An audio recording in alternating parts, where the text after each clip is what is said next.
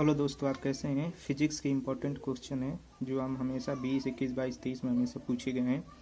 पहला है, रदरफोर्ड के अल्फा प्रकीर्णन प्रयोग से प्राप्त निष्कर्ष को लिखिए।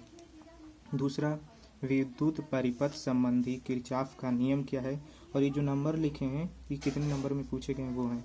ट्रांसफार्मर क्या है, इसकी संरचना के बारे में लिखिए, ये भी 3 नंबर का है। हाइगेंस के परावर्तन और अपवर्तन, ये दोनों नियम हैं, इसमें परावर्तन अपवर्तन दोनों नियम लिखें, 5 नंबर में पूछा गया है। पांचवा है कि नाभिकीय विखंडन और नाभिकीय संलयन से आप क्या समझते हैं, अंतर बताना है, ये भी 5 नंबर। स्थिर वैद्युतिकीय का गॉस का नियम है, गॉस का नियम आपने पढ़ा होगा, 1 नंबर में ये आया है, हमेशा इसे पूछ लेता है।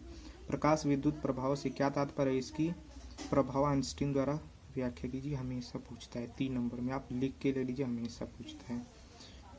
8वां है कि किसी अवतल गोलीय पृष्ठ से अपवर्तनांक का सूत्र का निगमन करना है। किसी पतले लेंस के लिए सूत्र का निगमन, ये दोनों ज़्यादा पूछे गए, 3-3 नंबर में आए हैं।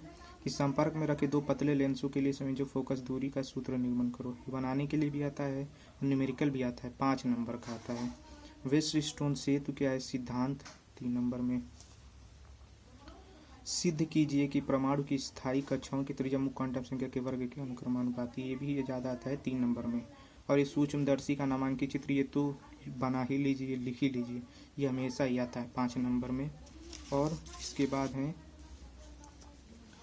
दूसरा है कि एलईडी का पूरा रूप लिखना, इसके महत्व को लिखिए। 2 समांतर धारावाही तारों के लगने वाले बल हेतु व्यंजक ज्ञात करिए। छठा है वैद्युत फ्लक्स की परिभाषा, छोटी छोटी परिभाषा है, वैद्युत द्विध्रुव क्या है, वैद्युत तरंगे। अगर ये आप ये पढ़ लेते हैं तो आपके अच्छे खासे नंबर आ जाएंगे, ये बहुत ही सरल हैं और आप इसे पढ़ सकते हैं। धन्यवाद।